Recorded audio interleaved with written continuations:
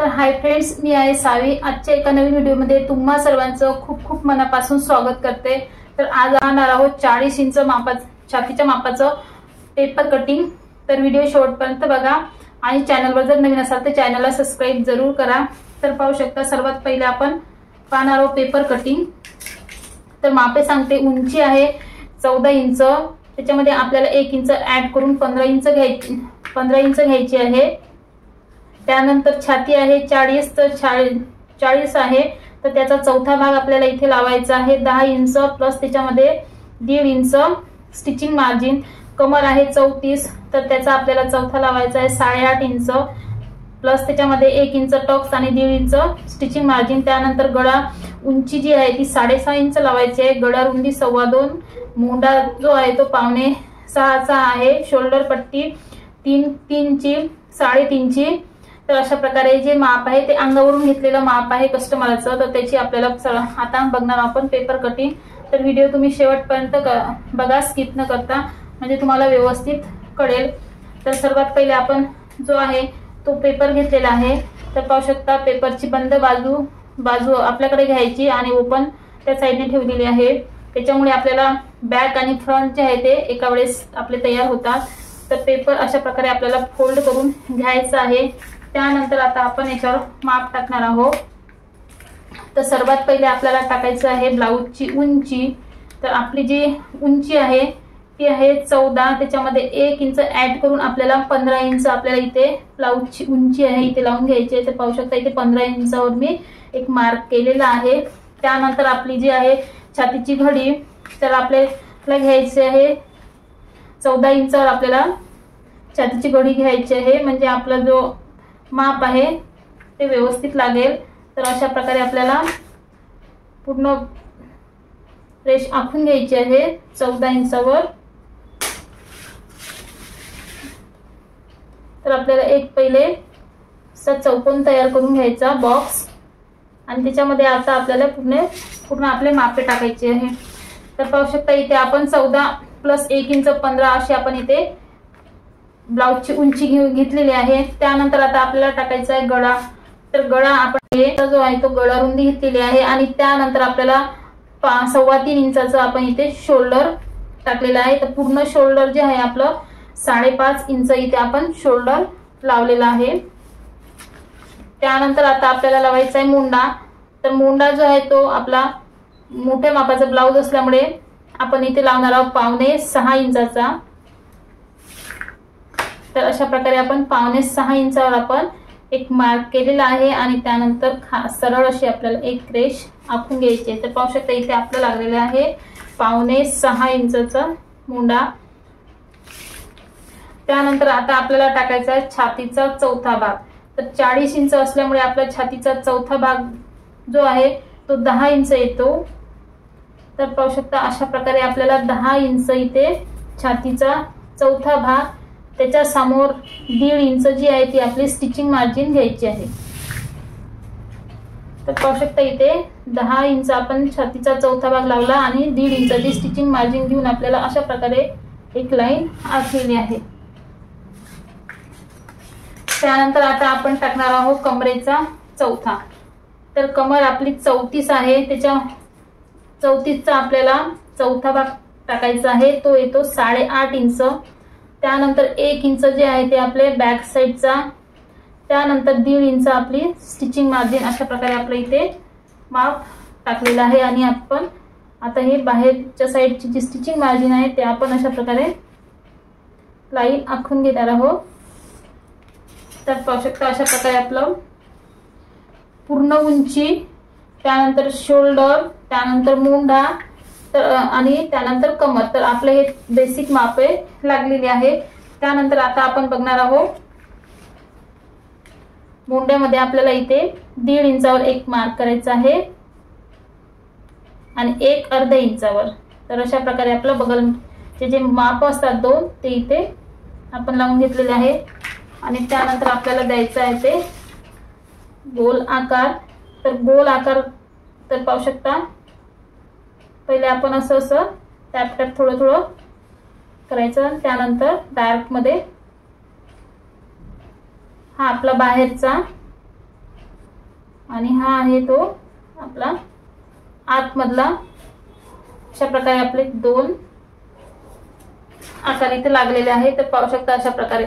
त्यानंतर आता आपल्याला गळा, तर आपण गळा जो आहे ते 2.25 इंचाचा लावलेला आहे। तर याच्यासाठी की आपलं गळा शोल्डर जे आहे ते उतरू नये याच्यासाठी आपण 2.25 इंचाचा इथे गळा रुंदी लावलेली आहे। तुम्ही 2.5 पण घेऊ शकता, पण शोल्डर उतरण्याचे जर चान्सेस असेल तर तुम्ही 2-2.25 इंच घेतलं तरी चालेल। त्यानंतर आता आपण बघणार आहोत गळा उंची। तर गळा उंची जी आहे ती आपल्याला लावायची आहे 6.25 इंच। तर इथे अशा प्रकारे 6.25 इंचावर मी एक मार्क केलेला आहे। त्यानंतर आपल्याला सरळ लाईन खाली, तर पाहू शकता इथे। त्यानंतर अर्धा इंच आपल्याला क्रॉस मध्ये द्यायचा आहे तिरप्यामध्ये, आणि त्यानंतर गळ्याचा जो गोल आकार आहे तो आपल्याला द्यायचा आहे। तर आपण वरून देत आणायचा।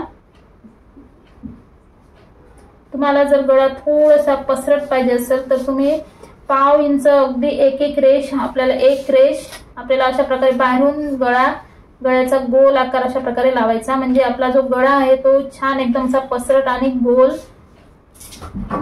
होतो आणि दिसायला पण छान आणि फिटिंग पण छान बसते। त्यासाठी अशा प्रकारे आपण रेषेच्या बाहेर थोडीशी आपल्याला किंचित बाहेर आणायची। तर पाहू शकता आपला जो गळ्याचा गोल जो शेप आहे एकदम आपला असा परफेक्ट आणि छान आलेला आहे।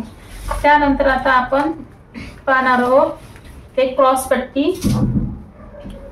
पट्टी जी आहे आपली 3 इंच, आपली हुक लूपच्या साईडने आपल्याला 3 इंच घ्यायची आणि फिटिंगच्या साईडने आपल्याला घ्यायची असते 2.5 इंच। आणि त्यानंतर सरळ आपल्याला रेष जी आहे ती आखून घ्यायची आणि हुक लूपच्या साईडने आपल्याला फक्त 1/2 इंच अशा प्रकारे गोल जो। त्यानंतर आता आपल्याला पाहायचं आहे बगल मधून आपल्याला कटोरीसाठी किती घ्यायचं। तर मोठ्या माप असल्यामुळे आपण इथे 2.25 इंच आणि 1-2.5 इंचावर इथे देणार आहोत, 2 मार्क केलेले आहे। त्यानंतर फिटिंगच्या साईडने आपल्याला इथे घ्यायचं आहे 3.5 इंचावर एक मार्क करायचा आहे आणि त्यानंतर आपल्याला इथून घ्यायचं आहे 1 इंच, तर 1 इंचावर इथे मार्क करायचा आणि हा पॉइंट आपल्याला, हे 3 पॉइंट आपल्याला इथे कटोरीसाठी आपल्याला पूर्ण असे गोल राऊंड मध्ये जोडून घ्यायचे आहे। तर पाहू शकता इथे अशा प्रकारे आपली जोडून घ्यायचे। तर पाहू शकता अशा प्रकारे आपल्याला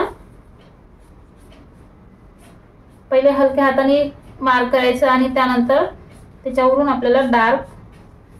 तर अशा प्रकारे आपला जो कटोरीचा गोल आकार आहे तो इथे परफेक्ट असा लागलेला आहे, पाहू शकता।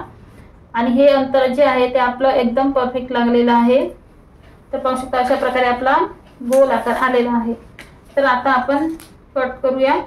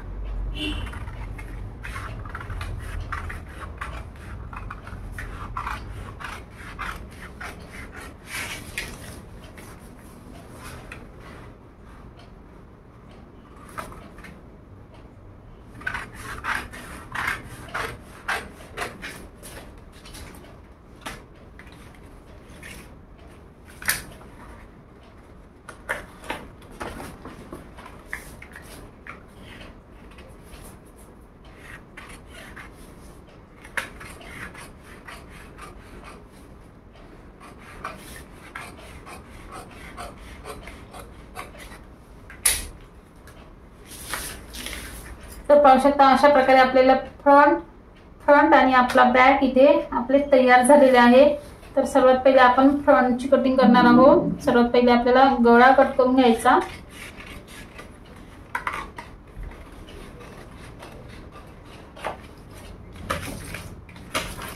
त्यानंतर क्रॉस पट्टी, त्यानंतर कटोरी,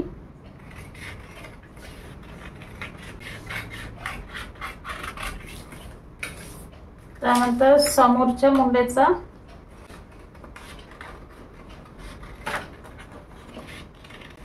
कटिंग। तर आता आपण बघणार आहोत कटोरी पेपरवर कशा प्रकारे मोठी करायची।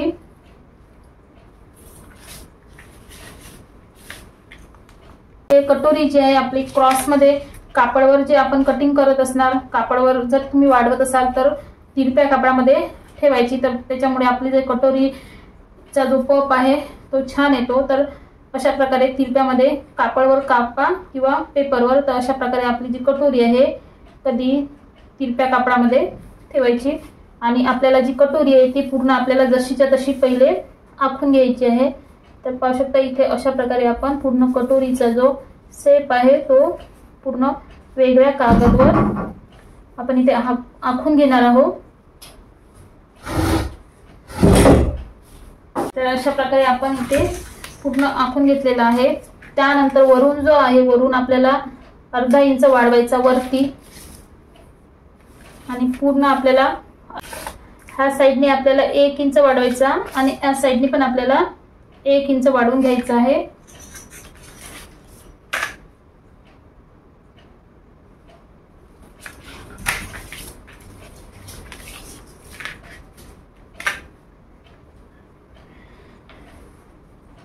ठीक आहे। त्यानंतर आपल्याला आता याचा काढायचा आहे मध्यम। तर याचा येतो आपला 8, तर आपल्याला 8चा 4 घ्यायचा आहे आणि त्यानंतर खाली आपल्याला 1.25 इंच वाढवायचा आहे। तर अशा प्रकारे आणि आपल्याला हे जे 3 पॉइंट आहे ते इथे अशा प्रकारे आपल्याला जोडून घ्यायचे आहेत।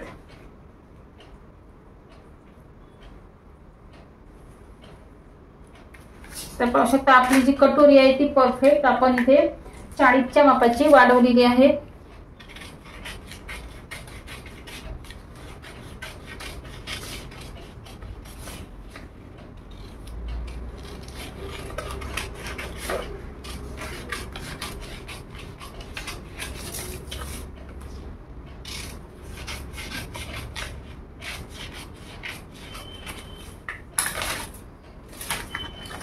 तर पाहू शकता आपली जी कटोरी आहे ती छोट्या कटोरीवर मोठी कटोरी कशी वाढवायची, तर इथपर्यंत तुम्हाला आशा करते थोडं समजलं असेल। विदाउट अस्तरचा साधा ब्लाउज शिवत असाल तर 1.5 इंच मार्जिन घ्यायची। तर इथे आपण घेणार आहोत 5 इंच। ब्लाउजची पूर्ण उंची 5 आहे, त्याच्यामध्ये आपल्याला 1 इंच वाढवून 6 इंच घ्यायचे आहे। तर पाहू शकता 6 इंचावर मी इथे एक मार्क केलेला आहे। त्यानंतर याचा जो दंडघेर आहे तो आहे आपला 6, त्याच्यामध्ये आपल्याला 1.5 इंच जे आहे ते स्टिचिंग मार्जिन घ्यायचे आहे। तर अशा प्रकारे इथे मी दंडघेराच्या निम्मे प्लस 1.5 इंच स्टिचिंग मार्जिन असं इथे माप लावलेलं आहे। त्यानंतर आता आपल्याला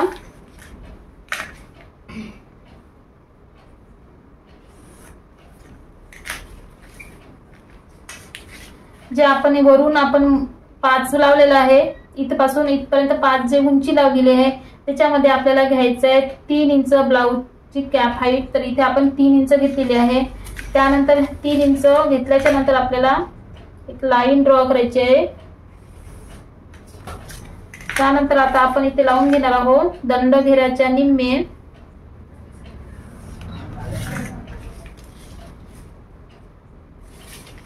ह्या रेषेवर आपल्याला लावायचे दंडघेराच्या निम्मे। तर आपला जो दंडघेर आहे 6 म्हणजे पूर्ण दंडघेर 12 आहे, त्याच्या निम्मे आपण 6 लावलेला आहे। तर आपण इथे 6 लावून घेणार आहोत आणि त्याच्या समोर आपल्याला लावायचं आहे 3 इंच। तर अशा प्रकारे 3 इंचावर मी इथे एक मार्क केलेला आहे। तर पाहू शकता आपण सर्वात पहिले एकदा परत सांगते तुम्हाला। सर्वात पहिले आपण 5 जो दंडघेर घेतले ब्लाउजची बाही उंची घेतलेली आहे 5 इंच, त्याच्यामध्ये 3 इंच कॅप हाईट घेतलेली आहे आपण। तर त्या कॅप हाईट वर आपण लावायचं आहे दंडघेराच्या निम्मे 6, त्याच्या समोर आपल्याला लावायचे 3 आणि याच्यामध्ये आपली 1.5 इंचाची मार्जिन। तर अशा प्रकारे त्यानंतर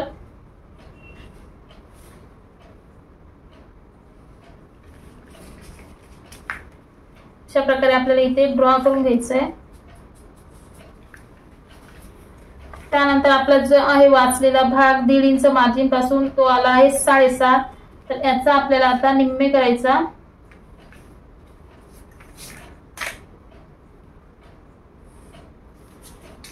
आणि त्यानंतर याचे आपल्याला 3 भाग करायचे 1-1 इंचाचे अशा प्रकारे. इथून पण आपल्याला 1 इंच लावायचं आहे. त्यानंतर आता आपल्याला द्यायचं आहे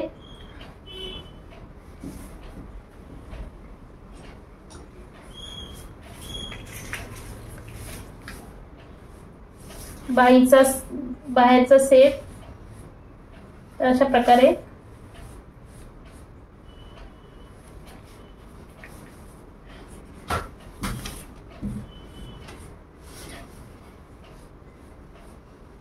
तर आपल्याला हलक्या हाताने इथे ड्रॉ करायचं आहे. तर पाहू शकता इथे आपली जी बाईची कटिंग आहे अगदी आपला जो आकार आहे तो परफेक्ट लागलेला आहे.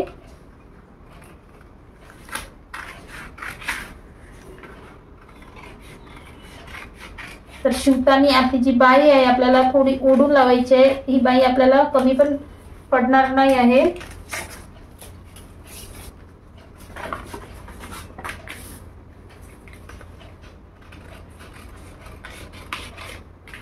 आणि त्यानंतर आता अशा प्रकारे आपलं आतमधलं बाईचं कटिंग जो आकार आहे तो तर आपलं पूर्ण पेपरचं कटिंग जे आहे ते झालेलं आहे. पाहू शकता ही आहे बॅक. त्यानंतर हा आहे आपला साइड पीस. त्यानंतर ही कटोरी. त्यानंतर ही क्रॉस पट्टी. त्यानंतर ही बाही. तर आपलं जे पूर्ण पेपरचं कटिंग झालेलं आहे. तर आजचा व्हिडिओ तुम्हाला कसा वाटला तर कमेंट करून नक्की सांगा. तर चॅनलवर जर नवीन असाल तर प्लीज चॅनलला सबस्क्राईब जरूर करा, लाईक करा, शेअर करा.